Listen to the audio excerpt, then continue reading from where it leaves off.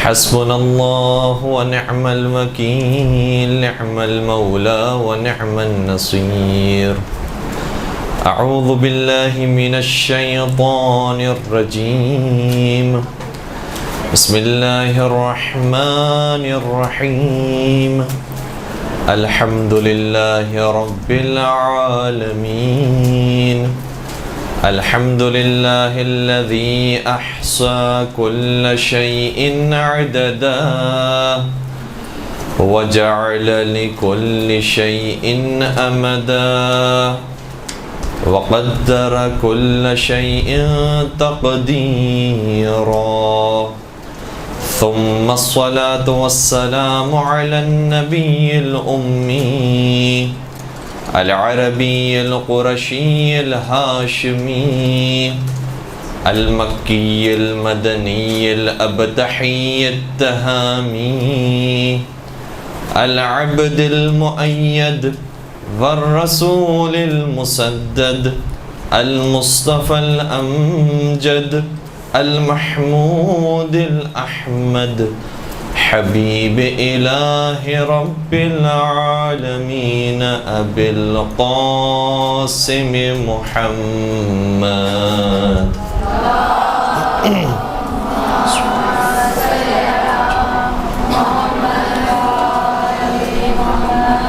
وعلى أهل بيته الطيبين الطاهرين المعصومين المظلومين الذين أذهب الله عنهم الرجس وطهرهم تطهيرا.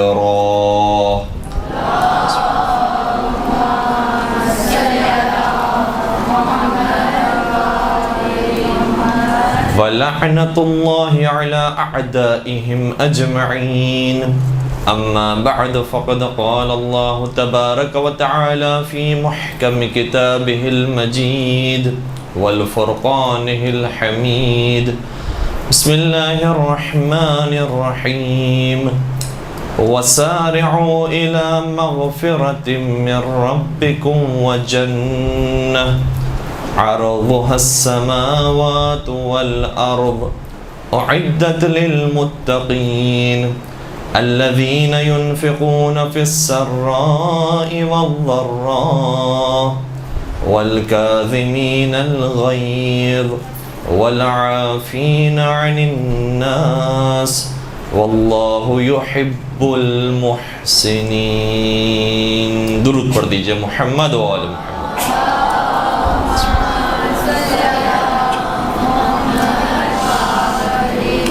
ویسے جو درود کی آواز تھی یہ تو ماہ رمضان میں روزے داروں کی درود کی آواز ہوتی ہے.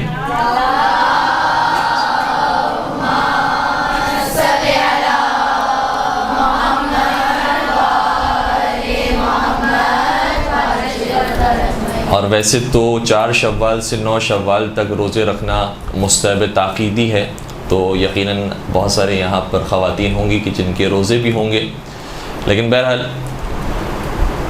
ماہ مبارک رمضان کا اختتام ہو چکا اور اب 11 مہینوں کے بعد دوبارہ سے یہ ماہ ہمیں نصیب ہوگا. ماہ رمضان کے جو برکتوں والا مہینہ تھا، رحمتوں والا مہینہ تھا، جس میں ایک ایک قرآنی آیت کی تلاوت کا ثواب پورے قرآن کریم کو ختم کرنے کے برابر تھا. اور جس مہینے کے اندر اگر کسی کو افطار کروا دیا ہے، کھانا کھلا دیا ہے، چاہے روایت کے مطابق پیغمبر اکرم کی خطبے کا جملہ یہ ہے کہ اگر کسی کو 1 گلاس پانی پلا دیا ہے یا کسی کو 1 کھجور کھلا دی ہے اور اس طریقے سے اس کا افطار کروایا ہے تو پورے غلام کو آزاد کرنے کا ثواب اسے نصیب ہوتا تھا. وہ مہینہ تو اب ختم ہو گیا ہے، لیکن ایسا نہیں ہے کہ مہینہ ختم ہو گیا تو خدا بھی ختم ہو گیا، ہم ختم ہو گئے، زندگیاں ختم ہو گئی، ہماری سانسیں رک گئیں. زندگی ابھی بھی جاری و ساری ہے، خدا باقی ہے، زمین و آسمان باقی ہے، اور ہمارا نامہ اعمال بھی ابھی بھی کھلا ہوا ہے. اور یہ نامہ اعمال کھلا رہے گا اس وقت تک جب تک انسان کو موت نہیں آ جاتی. اور خدا کا یہ لاکھ احسان ہے کہ ہمیں یہ والا ماہ رمضان تو نصیب فرمایا، لیکن اب نہیں معلوم کہ اگلا ماہ رمضان نصیب ہوتا یا نہیں ہوتا. خدا سے دعا یہی ہے کہ انشاءاللہ اگلا ماہ رمضان بھی نصیب ہو، اور اسی طریقے سے ہم ماہ رمضان میں ہر مرتبہ اعمال اور عبادتیں انجام دیتے رہیں. لیکن کوئی گارنٹی نہیں ہے، لہٰذا یہ جو اعمال کا سلسلہ ماہ رمضان میں ہم نے شروع کیا تھا، تلاوت قرآن کریم کا سلسلہ جو شروع کیا تھا، لوگوں کو افطار کروانے کا سلسلہ شروع کیا تھا، بھوک اور پیاس برداشت کر رہے تھے اور ہم نے روزے رکھے تھے، گرچہ وہ روزے واجب تھے اور اب واجب نہیں ہیں، لیکن روزے حرام تو نہیں ہو گئے، نمازیں حرام تو نہیں ہو گئی ہیں، دوسروں کو کھانا کھلانا حرام تو نہیں ہو گیا ہے۔ جس طریقے سے ماہ رمضان میں انسان نے ٹریننگ حاصل کی تھی اور نیک اعمال کی طرف آیا تھا، اللہ کے راستے کی طرف آیا تھا، وہ اللہ اب بھی موجود ہے اور وہ اب بھی ہمارے نام اعمال کو دیکھ رہا ہے، لکھ رہا ہے، اس کے فرشتے لکھ رہے ہیں۔ لہٰذا اس سلسلے کو توڑنا نہیں ہے، جاری رکھنا ہے۔ اور قرآن کریم نے یہ پیغام کئی جگہوں پر دیا ہے۔ ایک جگہ پر جو ابھی سرنامہ کلام میں آپ کی خدمت میں آیت بیان کی، ارشاد ہوتا ہے وَسَارِعُوا إِلَىٰ مَغْفِرَةٍ مِّن رَبِّكُمْ وَجَنَّةٍ۔ سارعو کا مطلب ہوتا ہے جلدی کرو، جلدی کرو، انتظار نہ کرو کسی چیز کا، انتظار نہ کرو کسی مہینے کا، محرم کا انتظار نہ کرو، رمضان کا انتظار نہ کرو، ماہ رجب کا انتظار نہ کرو، جلدی کرو۔ کس چیز کے اندر جلدی کرو؟ ویسے تو ایک معروف مقولہ ہمارے یہاں یہ ہے کہ جلدی کا کام شیطان کا کام ہوتا ہے، لیکن قرآن کریم نے خود کہا ہے کہ جلدی کرو۔ کس چیز میں جلدی کرو؟ وَسَارِعُوا إِلَىٰ مَغْفِرَةٍ مِّن رَبِّكُمْ وَجَنَّةٍ، خدا کی مغفرت حاصل کرنے میں اور خدا کی جنت کو حاصل کرنے میں جلدی کرو، جلدی کرو۔ جب تک تم زندہ ہو جلدی کر لو، پھر زندگی کے بعد پھر نام اعمال بند ہو جانے والا ہے، پھر نہیں معلوم کہ ہمارا نتیجہ کیا برآمد ہوتا ہے۔ ابھی جو زندگی ملی ہوئی ہے، ابھی جو سانسیں جاری ہیں، اس میں جلدی کر لو۔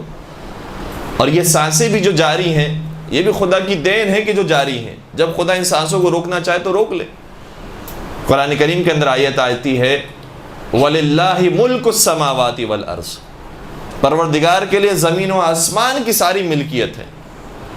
تو ہمارے جو اعضاء و جوارح ہیں یہ بھی خدا کے اختیار میں ہیں۔ جب خدا، اب ہمیں کچھ کرنے کی ضرورت نہیں، خدا صرف اپنا لطف و کرم ہماری سانسوں پر سے ہٹا لے تو یہ سانسیں بند ہو جائیں گی، پھر جتنی بھی کوشش کر لیں، جتنی بھی توانائی لگا دیں، پھر سانس نہیں آئے گی۔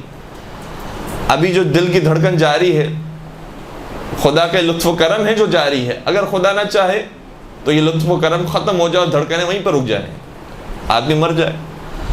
اور کتنے ہی جوان ایسے ہیں کہ جو اس دنیا سے رخصت ہوئے، کتنے ہی بچے ہیں جو دنیا سے رخصت ہوئے، تو کوئی گارنٹی نہیں ہے کہ اب اگلا ماہ رمضان ہمیں نصیب ہوتا یا نہیں ہوتا۔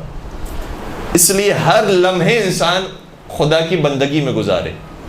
قرآن کریم کی جو آیت ہے وَمَا خَلَقْتُ الْجِنَّ وَالْإِنسَ إِلَّا لِيَعْبُدُونَ، کہ ہمیں جو پیدا کیا گیا ہے، پیدا نہیں کیا گیا انسانوں کو اور جنات کو مگر یہ کہ وہ عبادت کریں۔ تو یہ تو نہیں کہا گیا کہ عبادت کریں ماہ رمضان میں، عبادت کریں ماہ محرم میں، عبادت کریں روز جمعہ کو، کہ جب تک زندگی ہے، جب تک یہ انسان زندہ انسان کہلانے کے لائق ہے، اس وقت تک عبادت کرتا رہے، ابھی موقع ملا ہوا۔ اور وہ جو آیت ہے قرآن کریم کی کہ جو عام طور پر ہم مردوں کے وفات کی خبر سننے کے بعد کہتے ہیں کہ انا للہ و انا الیہ راجعون، اس کا پیغام یہی ہے کہ ہم اللہ کے لیے ہیں اور اللہ کی طرف رجوع کرنا ہے، راجعون ہمیں پلٹنا ہے اللہ کی طرف۔ تو یہ سفر تو سب کو اختیار کرنا ہے، یہ ایسا ویزا ہے جو سب کو ملا ہوا ہے، چاہے امریکہ کا ویزا نہ ملا ہو، یورپ کا ویزا نہ ملا ہو، یہ ویزا سب کو ملا ہوا ہے اللہ کے پاس جانے والا، اور فلائٹ بھی طے ہے، لیکن کب یہ پرواز ہے یہ نہیں معلوم۔ لہٰذا اس سفر کے لیے کہ جو پروردگار کی طرف ہے، اس کے لیے آمادہ ہر ایک کو رہنا ہے۔ تو ہمیں سب کو جانا ہے پروردگار کی طرف، راجعون پلٹنا ہے پروردگار کی طرف۔ قرآن نے دوسرے مقام پر بھی یہ کہا ہے کہ افحسبتم انما خلقناکم عبثا وانکم الینا لا ترجعون، کیا تم یہ سمجھتے ہو کہ ہم نے تمہیں بیکار پیدا کر لیا ہے اور کیا تم ہماری طرف پلٹائے نہیں جاؤ گے؟ وہاں پر بھی وہی لفظ ہے وانکم الینا لا ترجعون، کیا تم یہ سمجھتے ہو کہ ہماری طرف نہیں لائے جاؤ گے؟ سب کا سفر اللہ کی طرف ہے۔ بلکہ میں ایک بات آپ کی خدمت میں بیان کروں کہ تاریخ میں جو شخصیات گزری ہیں، ایک طرف سے فرعون، نمرود، شداد، یزید، اس کے اوپر والے، اس کے نیچے والے، ان جیسوں کی شخصیات ہیں۔ دوسری طرف مولا حسین، ان کے والد گرامی، مولا کائنات، پیغمبر اکرم اور اولو العزم انبیاء موجود ہیں۔ چاہے اس طرف کا انسان ہو، چاہے اس طرف کا انسان ہو، ان سب کو اللہ کی طرف جانا ہے، سب کا سفر اللہ کی طرف ہے۔ لیکن فرق یہ ہے کہ یہ جو معصوم ہستیاں ہیں جب یہ اللہ کی طرف جا رہی ہوں گی تو خوش ہوں گی. جو ہم نے زندگی میں کام کیے تھے وہ اب کمائی حاصل ہونے کا وقت آ گیا, اب فصل کاٹنے کا وقت آ گیا, اب نتیجہ دیکھنے کا وقت آ گیا ہے. اب ہم نے جو کیا تھا وہ ہمارے سامنے موجود ہے, لہذا وہ خوشی خوشی اطمینان کے ساتھ جا رہے ہوں گے. اسی لیے قرآن کریم کی جو آیت ہے مولا حسین کے بارے میں بطور خاص آتا ہے, آواز غیبی کربلا کے میدان میں کیا آئی تھی؟ یا ایتھا النفس المطمئنہ ارجعی الی ربک راضیۃ مرضیہ, اے نفس مطمئنہ اپنے رب کی طرف پلٹ آ. وہاں پر بھی پلٹنا ہے, مولا حسین کو بھی آنا ہے پروردگار کی طرف. ارجعی وہی لفظ ہے, راجعون, ارجعی, ترجعون, یہ سب کا روٹ ورڈ ایک ہی ہے, رجع, رجوع کرنا ہے اللہ کی طرف. اے نفس مطمئنہ پلٹ آ, رجوع کر اپنے رب کی طرف. لیکن حالت کیا ہے اس نفس مطمئنہ کی؟ کہ راضیۃ مرضیہ, یہ اپنے رب سے راضی ہے اور اس کا رب سے راضی ہے. تو دو کردار ہمارے سامنے ہیں, پلٹنا ہر ایک کو ہے, لیکن ایک کو سختی کے ساتھ سرزنش کرتے ہوئے, ملامت کرتے ہوئے جہنم کی طرف لے جایا جا رہا ہوگا, اور ایک کو پیار, محبت, سکون, اطمینان کے ساتھ نفس مطمئنہ پکار کر راضیۃ مرضیہ کا لقب دے کر پھر کہا جائے گا فادخلی فی عبادی وادخلی جنتی, میری جنت میں داخل ہو جاؤ, میرے بندوں میں شامل ہو جاؤ. ایک وہ امتیاز حاصل ہوگا. تو خدا ابھی بھی موجود ہے, زندگیاں ہماری ابھی بھی جاری ہیں, لہٰذا وہ ذمہ داری کی جو ماہ رمضان میں انجام دے رہے تھے انشاءاللہ اب جو باقی ایام ہیں اور زندگی جب تک جاری و ساری ہے اس میں بھی انشاءاللہ کوشش کرے کہ انجام دیں. درود پڑھ دیجئے محمد و آل محمد پر.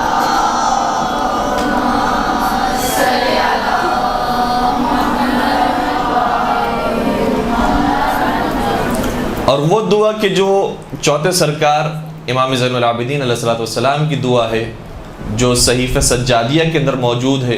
صحیفہ سجادیہ کے بارے میں آپ جانتے ہیں, مجھ سے بہتر جانتے ہیں کہ 75 دعائیں تھیں کہ جو امام سجاد سے ہم تک پہنچی تھیں, لیکن آج وہ 75 کے بجائے 54 دعائیں ہیں کہ جو ہمارے پاس موجود ہیں, یعنی 54 دعائیں.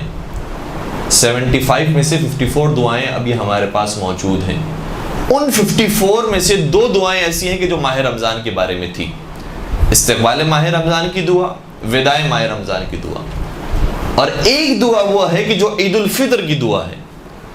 اور اس دعا کے آغاز میں یہ بھی لکھا ہے کہ یہ عید الفطر کے دن بھی مولا پڑھا کرتے تھے اور روز جمعہ بھی پڑھا کرتے تھے.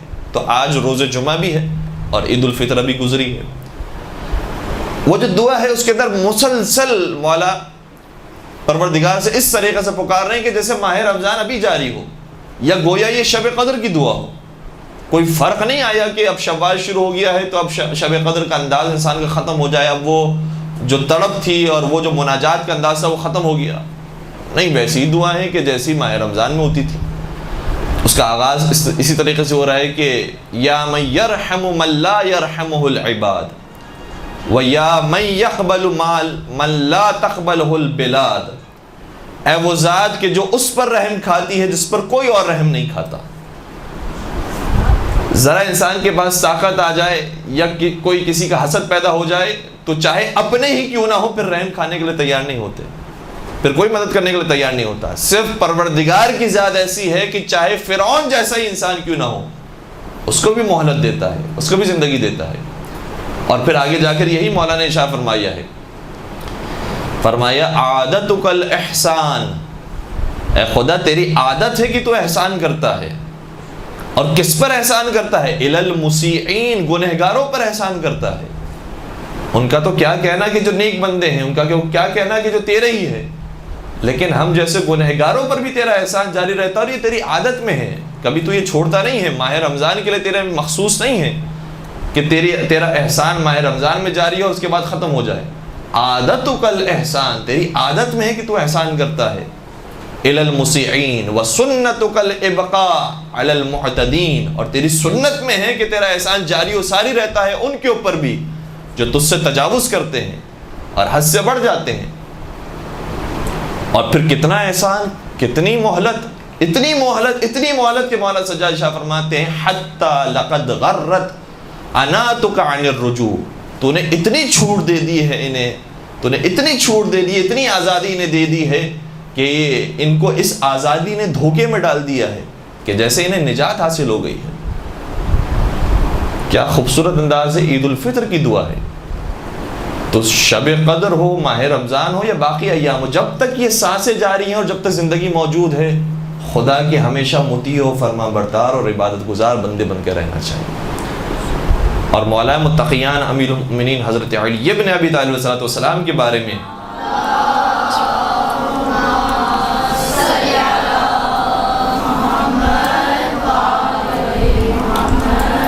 جب ان کی کنیز سے معلوم کیا گیا کہ تم نے علی مرتضیٰ کو کیسا پایا، تو انہوں نے یہی سوال کیا تھا کہ میں تمہیں تفصیل سے کھول کر بتاؤں کہ کیسے تھے علی مرتضیٰ گھر کے اندر، یا تمہیں مختصر بیان کروں؟ تو کہا مختصر بیان کرو۔ کہنے لگی کہ بس علی مرتضیٰ کے بارے میں مختصراً یہ سن لو کہ علی مرتضیٰ کا ماہ رمضان اور ماہ شوال ایک جیسا ہوتا تھا، کوئی فرق نہیں ہوتا تھا۔ جیسے ماہ رمضان میں عبادت گزار تھے، ویسے ہی ماہ شوال کے اندر بھی تھے۔ ایسا نہیں تھا کہ ماہ رمضان کے بعد آزادی ہو گئی، چھٹی ہو گئی، اب جو کام نہیں کیے تھے وہ تو کیے تھے، لیکن اب وہی دنیا والوں کے راستے کی طرف انسان آ جائے۔ جیسے ماہ رمضان میں تھے ویسے ماہ شوال میں تھے، اور ساری زندگی ایسے گزاری انہوں نے۔ تو یہ جو ایام اب شروع ہو رہے ہیں اور اس کے بعد سے جو رہیں گے ماہ رمضان تک، اس میں بھی اسی اسپرٹ کے ساتھ کہ جس طریقے سے پروردگار ماہ رمضان میں ہمیں تحفے تحائف دیتا تھا اور اپنی رحمتوں کی بارش کرتا تھا، اب بھی وہ رحمتوں کی بارش میں کمی نہیں آئی۔ یہ تو اس لیے ایک مہینہ آیا تھا کہ چلیں کسی بہانے سے انسان خدا کے حضور آ جائے۔ اب وہ بہانہ ہمیشہ پروردگار کہیں نہ کہیں مختلف انداز سے جاری و ساری رکھتا ہے، اور خدا نے کئی مرتبہ اپنے حبیب کے ذریعے ہم تک یہ پیغام دیا ہے کہ مجھے وہ بندہ بہت پسند ہے، وہ مجھے بندہ بہت زیادہ محبوب ہے کہ جو اپنی ساری سابقہ غلطیوں کو بھلاتے ہوئے اب یہ طے کرتا ہے کہ مجھے اب خدا کے راستے کی طرف آ جانا ہے، اور اب مجھے اپنی جو سابقہ غلطیاں ہیں اسے درست کرنا ہے، اور اب مجھے جو زندگی ہے وہ خدا کے راستے کی طرف گزارنی ہے، کیونکہ اور کوئی چارہ نہیں ہے۔ جانا سب کو اللہ کی طرف ہے، آئے اللہ کی طرف سے تھے، جانا اللہ کی طرف ہے، تو اور کوئی چارہ نہیں، کوئی راستہ نہیں ہے سوائے یہ کہ اللہ کی طرف رجوع کیا جائے اور خدا ہی سے لو لگائی جائے۔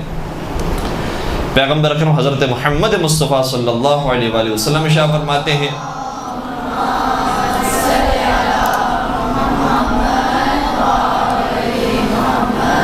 مختلف الفاظ کے ساتھ یہ حدیث ہم تک پہنچی ہے، لیکن وہ جملے کہ جو امالی شیخ توسی کے اندر موجود ہیں وہاں سے میں آپ کی خدمت بیان کر رہا ہوں، اور ویسے تو شاید یہ ایک تفصیلی روایت ہے، یا جناب ابو ذر غفاری سے پیغمبر اکرم نے مخاطب ہو کر ارشاد فرمایا ہے، اور جناب ابو ذر غفاری کی بار بار پیغمبر اکرم سے ملاقات ہوا کرتی تھی، اور ایسا محسوس ہوتا ہے کہ کئی ساری روایتوں میں ایسا بھی آیا ہے کہ پیغمبر اکرم جب مسجد میں تشریف لاتے اور کوئی موجود نہیں ہوتا، اس وقت ابو ذر غفاری موجود ہوتے تھے، اور کئی سارے سوالات انہوں نے ایسے موقع پر کیے ہیں کہ جب کوئی نہیں تھا پیغمبر اکرم کے ہمراہ۔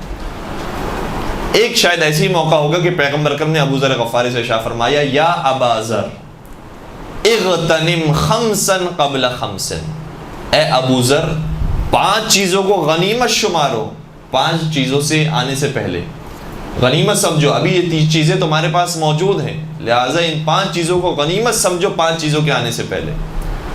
کون سی چیز؟ فرمانے لگے شبابک قبل حرمک، اپنی جوانی کو غنیمت سمجھو قبل اس کے کہ بوڑھے ہو جاؤ۔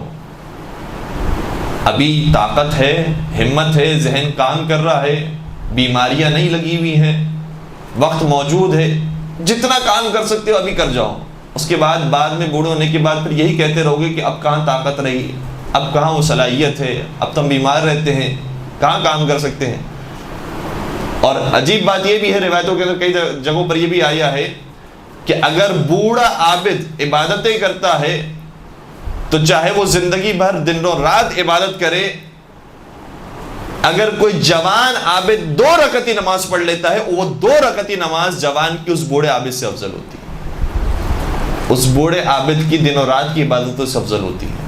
تو جوانی میں انسان اللہ کی طرف آ جائے، یہ کیا ہی بہتر ہے، ابھی طاقت موجود ہے، کتنے ہی کام ایسے ہیں کہ جو اللہ کے لیے کیے جا سکتے ہیں۔ اور اب انشاءاللہ جو اس درس کے بعد جو دوسرا درس ہوگا وہ اسی تقریباً موضوع پر بھی ہوگا کہ آج کے ماحول کے اندر ہماری کیا کیا ذمہ داریاں بنتی ہیں اور کیا کیا ہم کر سکتے ہیں۔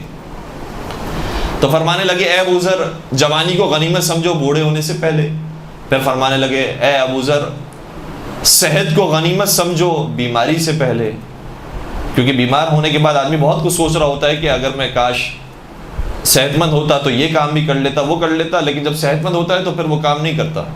غنیمت سمجھو ابھی جب صحت موجود ہے تو کام کر لو۔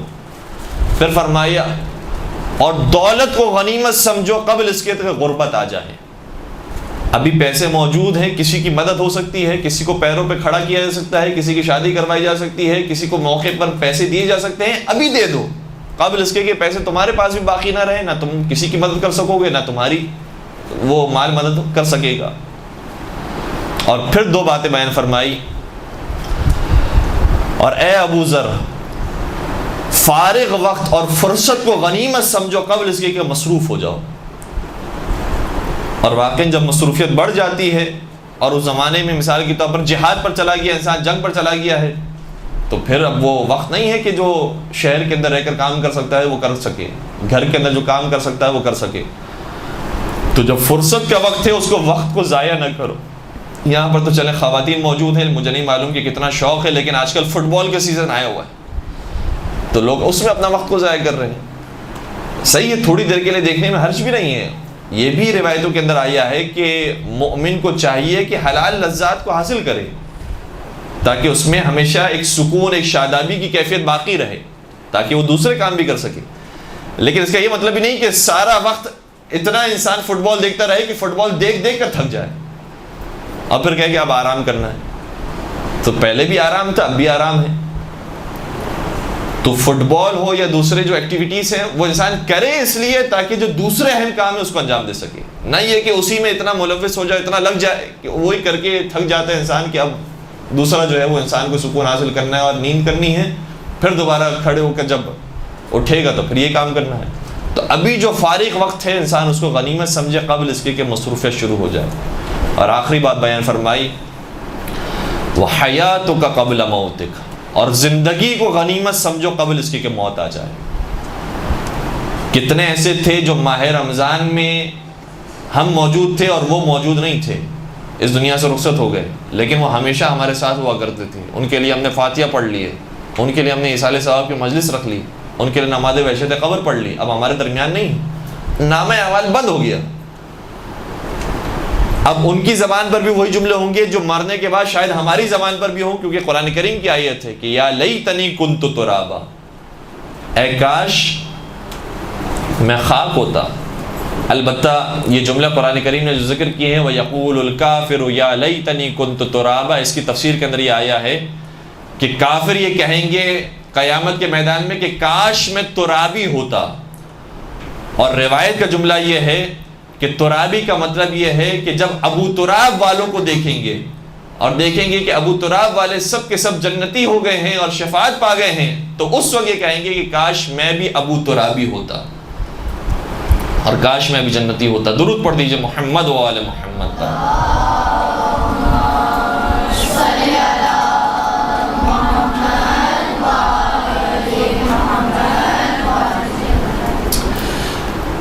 ایک مسئلہ ہمارے یہاں کا، اور وہ تو ہر جگہ کا ہے، انسانی فطرت کے اندر شاید یہ بات موجود ہے، مزاج انسان کا ایسا ہے کہ جیسا معاشرہ چل رہا ہوتا ہے ہم بھی ویسے ہی چلتے ہیں۔ معاشرہ جو ہے وہ شب قدر کو عبادتیں کرتا ہے، ہم بھی عبادتیں کرتے ہیں۔ معاشرہ عید کے دن گانے سنتا ہے، وہ بھی کر لیتے ہیں۔ محرم کے اندر نوحے سنتا ہے، وہ بھی کرتے ہیں۔ محرم ختم ہونے کے بعد پھر وہی معاملات شروع ہو جاتے ہیں، وہ بھی کرتے ہیں۔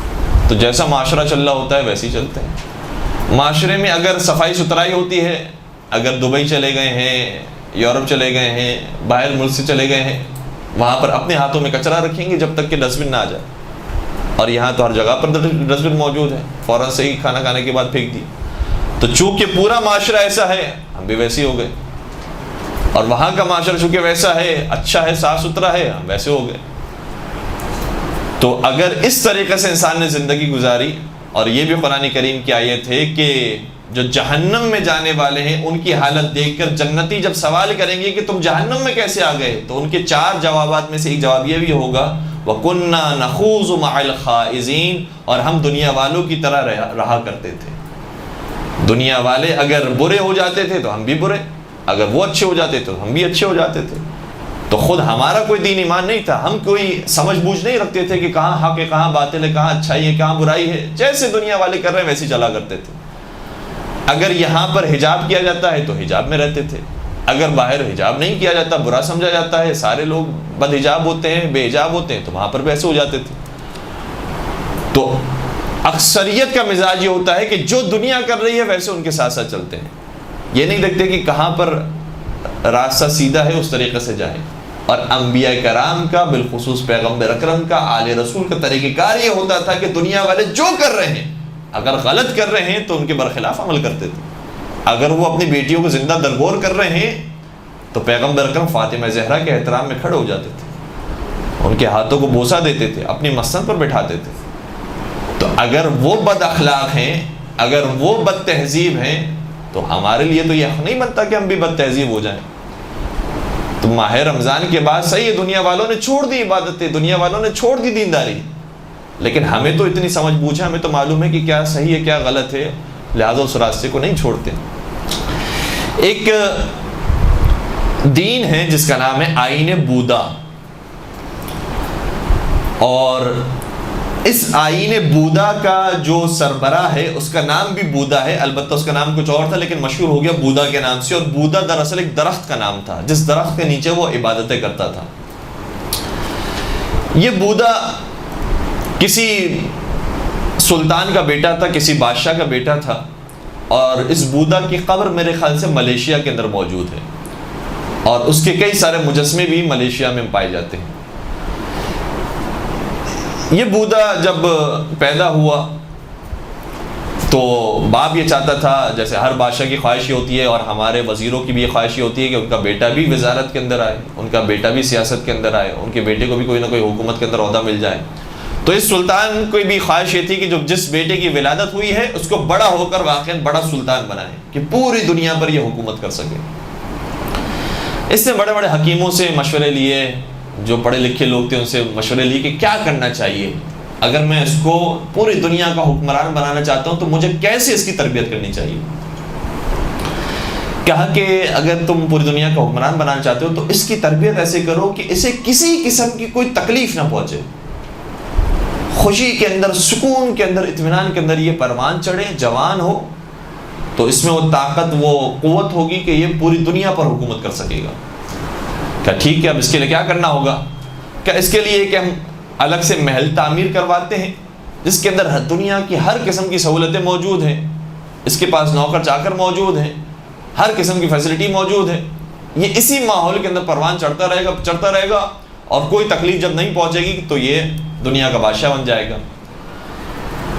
بادشاہ نے کام کرنا شروع کیا اور یہ بچہ پیدا ہوا، اس کے بعد لڑکپن اس کا گزرا، نوجوانی میں جب یہ داخل ہوا اور ابھی اسی عیش و عشرت کے ماحول کے اندر رہتا تھا کہ جو چیز اس نے مانگی وہ حاضر ہو گئی، جیسا کھانا مانگا وہ آ گیا، جیسا لباس مانگا وہ آ گیا، جیسا بستر مانگا وہ آ گیا، جو خواہش کی وہ آ گئی۔ ابھی جب نوجوانی میں داخل ہوا تو اس کے ذہن میں ایک سوال آیا، اور اس کا ایک مشیر تھا، اس کا ایک دوست تھا، وہ آیا کرتا تھا اس سے بات چیت کرنے کے لیے۔ اس کو وہ سوال کہا کہ مجھے یہ بتاؤ کہ یہ جو محل ہے یہ تو ویسے بہت بڑا ہے، اس کے اندر ساری سہولیات آسائشیں موجود ہیں، لیکن مجھے یہ بتاؤ کہ اس محل کے باہر کیسی زندگی ہوتی ہے، اس محل کے باہر کیا ہوتا ہے۔ اب مشیر کو کہا گیا تھا کہ اسے کوئی ایسی بات نہ کہنا کہ جس سے تکلیف ہو جائے اسے، لہٰذا کہا کہ شہزادے بالکل ایسی ہی زندگی ہے جیسے آپ کی زندگی ہے ویسی سب کی باہر بھی زندگی ہے، سب کے محلات ہیں، سب اسی طرح ہنسی خوشی رہتے ہیں، خوشحال رہتے ہیں۔ کہ اچھا، بہت اچھی بات ہے، تو چلو ہم باہر چلتے ہیں، دیکھتے ہیں کہ باہر لوگ کس طریقے سے رہتے ہیں۔ اب یہ روکنے کی بہت کوشش کرتا ہے کہ نہیں، میں نے آپ کو کہا نا کہ آپ کی طرح ہی رہتے ہیں اور آپ کی طرح ہی اٹھتے بیٹھتے ہیں، جو چاہتے ہیں مل جاتا ہے اور یہ چیزیں وہ چیزیں۔ تو کہا نہیں، میرا دل چاہتا ہے میں باہر دیکھوں۔ اچھا، اسے ایک مرتبہ تو روک لیا، بادشاہ تک بھی بات پہنچی۔ بادشاہ نے پھر اپنے حکیموں کو بلایا کہ بھائی یہ تو باہر جانا چاہتا ہے، باہر کی جب زندگی دیکھے گا اور دیکھے گا کہ وہاں تو غریب بھی موجود ہیں، ضرورت مند بھی موجود ہیں، اور پھر ان کی ایسی حالت دیکھے گا، دنیا کو دیکھے گا تو تکلیف ہوگی، تو پھر اگر اسے تکلیف ہوگی تو پوری دنیا کا بادشاہ نہیں بن سکے گا۔ کیا کیا جائے؟ کہا گیا کہ ویسے تو اس کو پوری کوشش کی جائے کہ محل کے اندر ہی رکھا جائے، اور اگر یہ بات نہ مانے تو محل کے دروازوں کو بند کر دیا جائے۔ یہ کام کیا گیا اور بالآخر محل کے دروازے بند کر دیے گئے۔ اتفاق ایسا ہوا کہ جب محل کے اندر کوئی بھی موجود نہیں تھا یا سب سوئے ہوئے تھے، اس وقت یہ شہزادہ چپکے سے باہر نکل جاتا ہے، اور جیسے ہی گھر سے باہر قدم رکھتا ہے تو کیا دیکھتا ہے کہ فقیروں کی قطاریں موجود ہیں، چھوٹے چھوٹے بچے ہیں جن کے پاس صحیح لباس نہیں ہے، سونے کے لیے صحیح جگہ نہیں ہے، پینے کے لیے صحیح پانی نہیں ہے، کتنے ایسے بوڑھے ہیں کہ جو کرا رہے ہیں، تکلیف کے اندر ہیں، اور آگے بڑھتا ہے دیکھتا ہے گندگی موجود ہے، یہاں تو کھانے کے لیے صحیح چیزیں نہیں ہیں۔ تھوڑا سا اپنے ہی شہر کو جب گھوم کر آتا ہے اپنے محل کے اندر تو اپنے دروازے کو بند کرتا ہے اور بہت روتا ہے، بہت روتا ہے، اور یہ سوچنے لگتا ہے کہ میں نے تو ابھی کیا دیکھا تھا دنیا کے اندر، میری تو دنیا صرف یہی دنیا تھی، اس کے باہر کی اصل جو دنیا تھی وہ تو میں نے دیکھی نہیں تھی، تو میری مصنوعی سی جعلی سی دنیا بنائی ہوئی تھی۔ اپنے باپ کو کہا کہ مجھے اس محل سے نکالا جائے اور میں باہر جا کر کام کرنا چاہتا ہوں، باہر جو ضرورت مند ہیں ان کی مدد کرنا چاہتا ہوں۔ بادشاہ نے پھر حکیموں سے معلوم کیا، حکیموں نے کہا کہ نہیں، اسے باہر نہیں جانے دینا ورنہ پھر تمہارا صحیح جانشین نہیں بن سکے گا۔ بالآخر یہی مسئلہ ہوتا رہا۔ ایک حکیموں نے تجویز یہ پیش کی کہ بادشاہ اگر آپ چاہتے ہو کہ اسے اسی دنیا کے اندر رکھو اور اسی ماحول کے اندر، اسی محل کے اندر، عیش و عشرت کے اندر رکھو، تو ایک خوبصورت سی محفل برپا کرو، اس محفل کے اندر بہترین قسم کے کھانے بھی پکائے ہوئے ہوں اور بڑے بڑے عمرا سفرا کو لایا گیا ہو اور رقاصائیں موجود ہوں اور جو جو عیش و عشرت کے سامان سب موجود ہوں، تاکہ یہ اس کے اندر مگن ہو جائے اور اسی کو یاد کرے اور کہے کہ بار بار اس قسم کی محفلیں ہونی چاہیے تاکہ اس کا دھیان باہر کی دنیا سے نکل جائے۔ کہا ٹھیک ہے، ایک محفل کو منعقد کیا گیا، اس قسم کی رقاصائیں بلائی گئیں، کھانے لگائے گئے، خادمین موجود تھے، قہقہے لگانے والے لوگ موجود تھے، ہنسانے والے لوگ موجود تھے، ساری چیزیں موجود تھی، اور اس طرح سے محفل جمائی گئی۔ جب شراب پی پی کر لوگ بے ہوش ہونے لگے اور مست ہو گئے اور نشے میں آ گئے، یہاں تک کہ آہستہ آہستہ محفل کے لوگ سونے لگے یا چلے گئے، تو یہ جاگا رہا، بیدار رہا، اس نے شراب نہیں پی تھی، جاگتا رہا، دیکھتا رہا کہ کون کیا کر رہا ہے۔ اور جب آدھی رات سے بھی زیادہ کا وقت ہو گیا، حتیٰ رقاصائیں بھی نشے میں آ گئیں اور وہ بھی لیٹ گئی، سو گئیں، اور کوئی موجود نہیں تھا دیکھنے والا، تو اس وقت یہ کھڑا ہوا اور ایک ایک کو دیکھنا شروع کیا۔ اب سننے والی بات ہے، اب ایک ایک کو دیکھنا شروع کیا۔ کہتا ہے کہ میرے سامنے جو بہترین غذائیں لا کر رکھی گئی تھی، اب میں ان غذاؤں کو دیکھتا ہوں تو اس کے اندر صرف ہڈیاں ہیں اور وہ غذائیں خراب ہو گئی۔ یہ جو خوبصورت رقاصائیں آئی تھیں، نشے میں آنے کے بعد، سونے کے بعد ان کی خوبصورتی ختم ہو گئی۔ یہ جو بڑے بڑے امیر کبیر افراد تھے، جو بڑے ٹھاٹ باٹ کے ساتھ بیٹھے ہوئے تھے، نشے میں آنے کے بعد، سونے کے بعد، ان کی بھی ساری خوبصورتی ختم ہو گئی۔ پھر باہر نکلا اور پھر باہر نکل کر دیکھا کہ میں جو جو چیز دیکھتا ہوں صحیح ہے، بظاہر عارضی طور پر کچھ چیزیں ایسی ہیں جو خوبصورت نظر آتی ہیں، کچھ چیزیں ایسی ہیں جو بہترین اچھی نظر آتی ہیں، لیکن ایک قانون اس کے ذہن میں بنا، اور وہ قانون بہت اہم ہے جو ہمارے آپ کے سب کے ذہنوں میں ہونا چاہیے۔ وہ قانون یہ ہے کہ صحیح ہے، ہر چیز خوبصورت ہوتی ہے، لیکن ہر خوبصورتی کو زوال ہے، ہر خوبصورتی ایک نہ ایک دن زائل ہو جاتی ہے، ختم ہو جاتی ہے۔ جو اچھے سے اچھا کھانا ہو وہ سڑ جاتا ہے، برباد ہو جاتا ہے۔ میں نے دنیا کی ساری چیزوں کو دیکھا، ساری چیزوں کے اندر زوال موجود ہے، اور مجھے اس کے پیچھے جانا ہے کہ جو زوال ناپذیر ہو، جس کو زوال نہ آتا ہو۔ لہذا دنیا کی کوئی چیز ایسی نہیں ہے کہ جس کو زوال، جس کو جو زوال سے بچی ہوئی ہو، سب کو زوال آتا ہے۔ ہاں، کوئی ایسا ہوگا جس نے اس دنیا کو بنایا ہے، اس دنیا کو چلا رہا ہے، اور یہ دنیا اسی طریقے سے چل رہی ہے، یقیناً وہ ذات ایسی ہے کہ جس کو کوئی زوال نہیں ہے۔ لہٰذا محل کی زندگی چھوڑتا ہے، سلطنت کو چھوڑتا ہے، اور بہت دور گاؤں میں جا کر ایک درخت کے سامنے بیٹھ کر عبادتیں کرتا ہے، سجدے کرتا ہے، اور اس کا نام بعد میں بودا پڑا یا گوتم بدھ پڑا، اور پھر اس کے نام سے مقبرے بھی بنے اور اس کے نام سے بت وغیرہ بھی بنے، اور بعد میں اس کے جو پیروکار تھے اور ماننے والے تھے انہوں نے اس کے دین کو منحرف کر دیا۔ لیکن خود اس کا جو نظریہ تھا، البتہ اس کے اندر بہت سارے نظریات منحرف بھی ہو سکتے ہیں، انحرافی نظریات بھی ہو سکتے ہیں، مگر جو اس کے بنیادی نظریات میں سے تھا کہ جس کی وجہ سے اس کی پوری زندگی تبدیل ہو گئی، وہ زندگی کی تبدیلی کی وجہ یہ تھی کہ اس نے دنیا کی ہر چیز کو دیکھ لیا کہ ہر لذیذ چیز اور ہر بہترین اور خوبصورت چیز کو زوال حاصل ہے، کوئی بھی چیز ایسی نہیں ہے جو لازوال ہو سوائے ایک ذات کے، لہٰذا پوری دنیا کو چھوڑ دیا اور اس لازوال کی عبادت کرنا شروع کر دی۔ یہ جو فلسفہ ہے زندگی کا، یہ مسلمانوں کے اندر بھی ہے، قرآن کریم کا دیا ہوا فلسفہ ہے کہ دنیا کی ہر چیز فانی ہے سوائے ذات پروردگار کی۔ کل شیء فان، دنیا کی ہر چیز فنا ہو جانے والی ہے سوائے ایک ذات کے، لہٰذا اس ذات کے پیچھے جانا ہے اور اس ذات تک ہمیشہ ہمیشہ اس سے لو لگا کے رکھنی ہے۔ ایک درود پڑھ دیجیے گا، محمد و آل محمد۔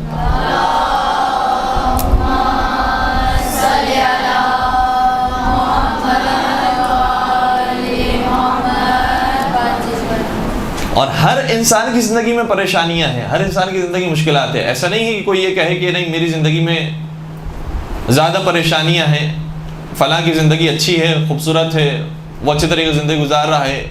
امیر انسان ہو، مشہور انسان ہو، بظاہر باعزت انسان ہو، با منصب انسان ہو، ہر انسان کی زندگی میں پریشانیاں ہیں۔ بلکہ اب تو شاید شریف خاندان پر زیادہ پریشانیاں ہیں، چاہے آپ وہ اسمی شریف لیں یا مانوی شریف لیں، تو کوئی کتنا ہی بڑا ہی کیوں نہ ہو جائے، ہر ایک پریشانیوں کے اندر آتا ہے۔ پریشانیوں سے حل کا صرف ایک راستہ ہے جو قرآن کریم نے دیا ہے کہ الا بذکر اللہ تطمئن القلوب، تطمئن القلوب، کہ صرف یاد پروردگار وہ ہے کہ جس سے دلوں کو سکون حاصل ہوتا ہے۔ تو یاد پروردگار کے ساتھ زندگی گزاری جا رہی ہو تو چاہے سونے کے لیے نرم بستر موجود نہ ہو، کھانے کے لیے لذیذ غذائیں موجود نہ ہو، مکان کوئی عالیشان نہ ہو، لیکن چونکہ یاد پروردگار کے ساتھ ہے اور اس سوچ کے ساتھ ہے کہ میں جو کر رہا ہوں وہ پروردگار کی نعمتوں پر بہترین شکر ادا کر رہا ہوں، اس کی بہترین عبادت کر رہا ہوں، اس سے زیادہ اطمینان انسان کو کسی اور چیز سے حاصل نہیں ہو سکتا۔ کربلا کے میدان میں مولا حسین سب کچھ قربان کرنے کے بعد جو فوج یزیدی ہے وہ گواہی دیتی ہے کہ مولا کے چہرے کی نورانیت میں مزید اضافہ ہوتا تھا، ان کے اطمینان میں، ان کے سکون میں مزید اضافہ ہوتا تھا کہ جو میں کام کرنے جا رہا ہوں اس کام کو خدا دیکھ رہا ہے اور اس سے بہتر کام نہیں ہے جو مجھے انجام دینا ہے۔ کربلا کے میدان میں صبح عاشور ایک واقعہ ملتا ہے کہ بریر حمدانی اپنے اصحاب سے، اپنے ساتھیوں سے مذاق کر رہے تھے، تو عبد الرحمن انصاری نے اسے کہا کہ تمہیں کیا ہو گیا ہے، آج جہاد کا دن ہے، آج عاشور کا دن ہے، آج لڑنے کا دن ہے، تمہیں مذاق سوجا ہوا ہے، تو مذاق کر رہے ہو؟ تو کہنے لگا کہ عبد الرحمن میں کیا کروں، ساری زندگی جو میں نے گزاری ہے اب مجھے زندگی کی کمائی حاصل کرنی ہے، میں اپنے نظروں کے سامنے جنت کو دیکھ رہا ہوں، جب میری نظروں کے سامنے جنت ہو تو میں خوش نہ ہوں تو کیا کروں؟ صرف ایک وار کا، صرف ایک تلوار کا فاصلہ ہے، یہ وار میرے اوپر آئے گا، میں مروں گا، مجھے جنت مل جائے گی۔ نواس رسول کے ساتھ ہوں، نواس رسول کے حکم کے مطابق جنگ لڑ رہا ہوں، اس سے بڑی بہترین زندگی کیا ہو سکتی؟ اور اسی طریقے سے شہزادہ قاسم کا جو جملہ ہمارے مجالس کے اندر بارہا بیان کیا جاتا ہے کہ شہزادہ قاسم سے جب پوچھا گیا کہ آپ کو موت کیسی لگتی ہے، تو یہ جواب وہی دے سکتا ہے کہ جس کی زندگی اتنی اچھی گزری ہو، جس کی زندگی اتنی پاکیزہ ہو، وہ یہ کہہ سکتا ہے کہ امی احلی من العسل، چچا جان موت تو میرے لیے شہد سے زیادہ شیرین ہے، مجھے دنیا کی نعمتوں میں اتنی لذت محسوس نہیں ہو رہی جتنی موت کے اندر ہو رہی ہے کہ مجھے اسی سفر پر جانا ہے جس سفر پر ہر ایک کو جانا تھا، میں نے بھی وہی سفر کرنا ہے اور وہ سفر میرا بہترین سفر ہونے والا ہے۔ لہٰذا پھر انسان بہت سکون کے ساتھ زندگی بھی گزار رہا ہوتا ہے اور موت بھی آتی ہے تو بہت سکون کے ساتھ آتی ہے۔ ثعلبہ انصاری پیغمبر اکرم کے زمانے کا واقعہ ہے۔ ثعلبہ انصاری پیغمبر اکرم کے صحابی ہیں اور پیغمبر اکرم کے پیچھے صف اول کے اندر نماز پڑھا کرتے تھے۔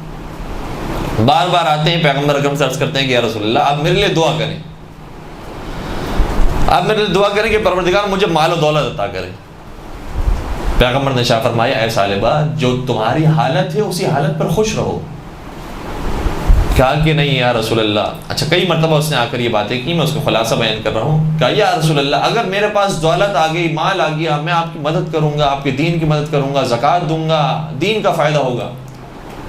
دیکھیں اپنی دنیا کو حاصل کرنے کے لیے بہت سارے لوگ دین کو استعمال کرتے ہیں کہ یہ کام ہو جائے تو میں دین کو حاصل کروں گا، اور کئی ساری مثالیں، ایک چھوٹی سی مثال ہمیں آئی ذہن میں تو آپ کی خدمت بیان کریں. ہمارے جو سوالات آتے ہیں کبھی کبھار، اس میں سے ایک سوال ایک صاحب نے یہ بھی کیا تھا کہ میں اس لیے دوسری شادی کرنا چاہتا ہوں کیونکہ سنت رسول ہے، کیونکہ پیغمبر اکرم نے اتنی ساری شادیاں کی تھی، اس لیے میں بھی اس سنت کو ادا کرنا چاہتا ہوں. تو سہارا اسی سنت کا، سہارا اسی دین، حدیث، قرآن کا، اسلام کا سہارا لیا جاتا ہے، لیکن کام جو ہے وہ انہیں اپنا نکلوانا ہوتا. سالم انصاری نے کہا کہ آپ میرے لیے دعا کریں تاکہ خدا مجھے مال و دولت عطا کرے، میں اس کو دین کے راستے میں خرچ کروں گا. پیغمبر نے ارشاد فرمایا قلیل مال کہ جس کے اوپر تم شکر ادا کرو، اس کثیر مال سے بہتر ہے جس پر کفر کرو. کہا کہ یا رسول اللہ نہیں، میں ایسا نہیں کروں گا، میں شکر کروں گا، اس سے مدد کروں گا. پیغمبر اکرم نے اس کے اصرار کو دیکھتے ہوئے دعا کر دی، پروردگارا سالم انصاری کو مال و دولت عطا فرما. کچھ ہی دن گزرے تھے یا اسی دن کا واقعہ ہے کہ کسی ان کے عزیز کا انتقال ہوا. البتہ روایتیں اس کے اندر مختلف بھی ہیں. کسی عزیز کا انتقال ہوا اور اس عزیز کی میراث انہیں نصیب ہوئی، اور اس میراث سے انہوں نے ایک جانور خریدا، گوسفند خرید لیا. اس گوسفند کو چرانا شروع کیا. ایسے ایسے اس گوسفند سے زاد و ولد ہوا، تعداد بڑھنا شروع ہوئی، اور 1 سے 2، 2 سے 3 ریوڑ کی شکل اختیار کر گیا. وہ سالم انصاری کے جو روزانہ پیغمبر اکرم کے پیچھے ہر نماز کو ادا کرتا تھا اور صف اول میں کھڑا رہتا تھا، اب اس کا جب کاروبار شروع ہو گیا تو نمازوں میں نہیں آتا تھا. جماعت نماز پڑھنا چھوڑ دی، صف اول میں بیٹھنا چھوڑ دیا. یہاں تک کہ اس نے اتنے سارے جانور ہو گئے، اتنا بڑا غلہ بن گیا کہ مدینے سے باہر اپنے جانوروں کو چرایا کرتا تھا، اور جمعے کے دن صرف ایک نماز پڑھنے کے لیے پیغمبر کے پیچھے آتا تھا. اچھا، پھر اتنے سارے جانور ہو گئے، اتنا کام بڑھ گیا، اتنا کام بڑھ گیا کہ اب اس نے وہ جو دین کی جو چھوٹی چھوٹی باتیں تھیں اب اس کو بھی چھوڑ دیا. پہلے تو نماز کو ویسے ہی چھوڑ دیا تھا، ایسے ایسے جماعت کو چھوڑ دیا، دوسری چیزوں کو چھوڑ دیا. یہاں تک کہ پیغمبر اکرم کو جب اطلاع ملی کہ سالبہ انصاری کے پاس اتنے جانور ہو گئے ہیں کہ جو زکوٰۃ کے حد نصاب تک پہنچتے ہیں، تو اب اس نصاب کو، اس زکوٰۃ کو لینے کے لیے افراد کو بھیجا گیا.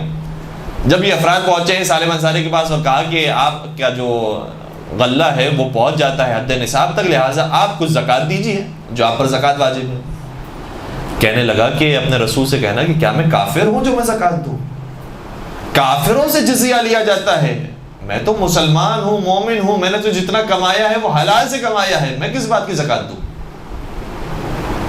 کہ زکوٰۃ مسلمانوں کے اوپر واجب ہے، آپ ہی کو زکوٰۃ دینی ہے. جزیہ صحیح ہے کافروں کے اوپر واجب ہے، اس کا طریقہ کار اور ہے، لیکن ہم آپ سے زکوٰۃ لیں گے اور پیغمبر نے بھیجا ہے.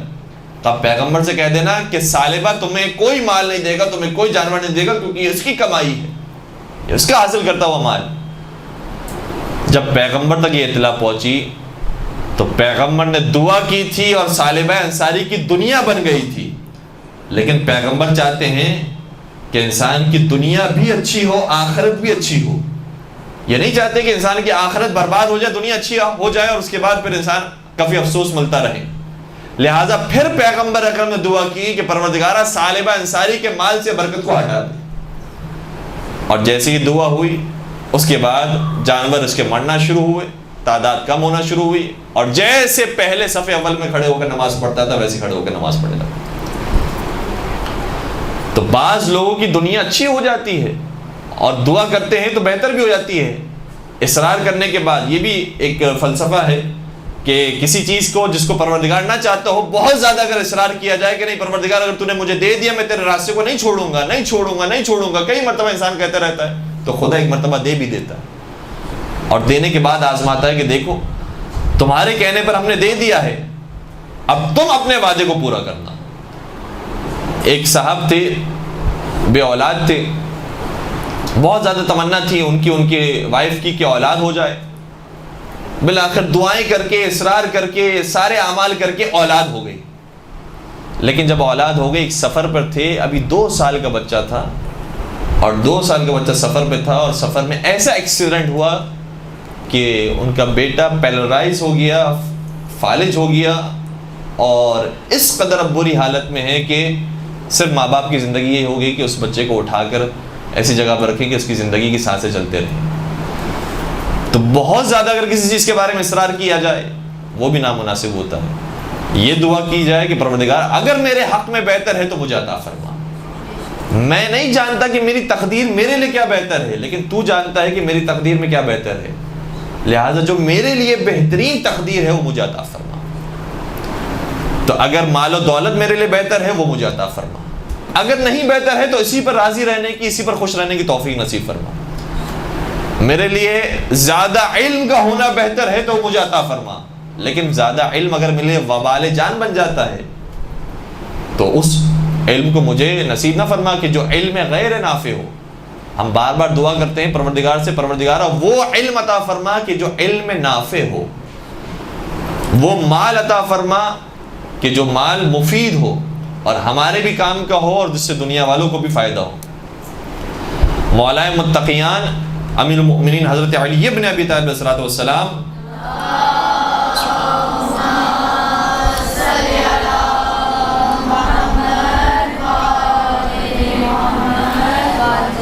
ان کی زندگی کے اندر کئی مرتبہ ایسے موقع آیا ہے کہ کھانے کے لیے کچھ موجود نہیں تھا.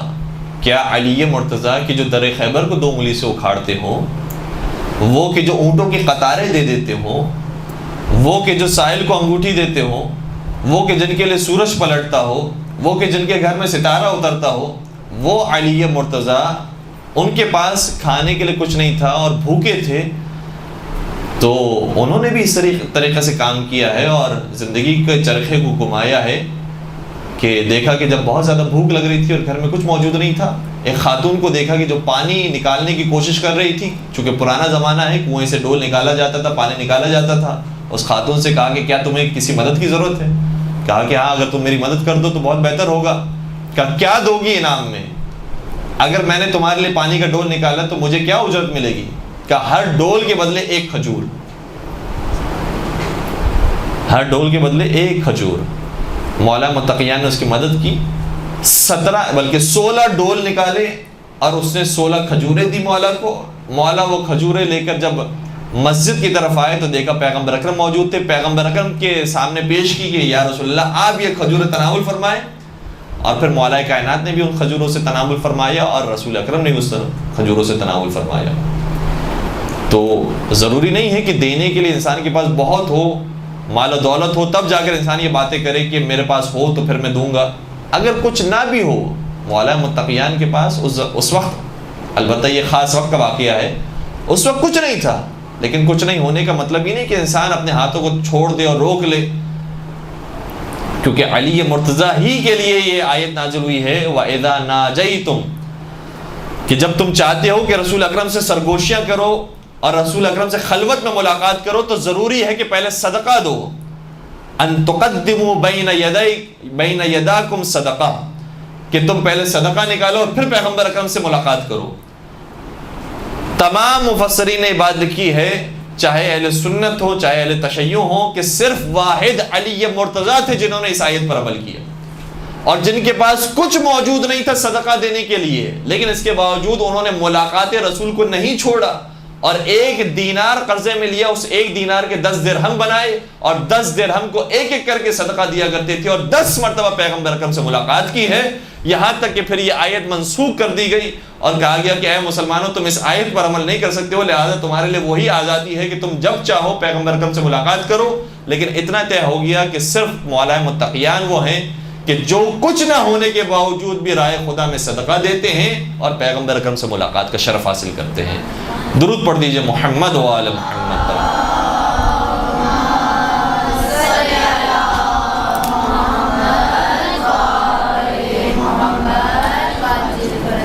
پروردگار سے دعا کرتے ہیں کہ پروردگار ہمیں سیرت محمد و آل محمد پر چلنے کی توفیق نصیب فرما.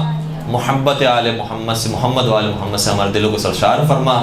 شفاعت محمد و آل محمد ہم سب کو نصیب فرما. ہمارے تمام گناہ کبیرہ و صغیرہ کی مغفرت فرما. ہمارے مرحومین کی مغفرت فرما. ہم سب کو 4 معصومین کی زیارت نصیب فرما.